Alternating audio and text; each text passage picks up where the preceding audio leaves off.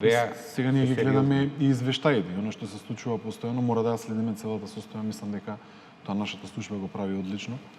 И често пати јас кога говорам гледам она што не е класифицирано апсолутно само тоа да го зборувам, бидејќи многу детали стигаат постојано зависност во овој предел на светот, но она што го кажавте вие, безбедносната состојба во Македонија сепак е стабилна, но мора да внимаваме на потенцијалните економски индикатори. Тоа го кажавме на самиот Совет за безбедност, односно после председателката го најави, бидејќи знаете со проблемот само со Ормудскиот теснец и оно што се случува, 1/5 од нафтата што поминува од таму. Гледате сега веќе станува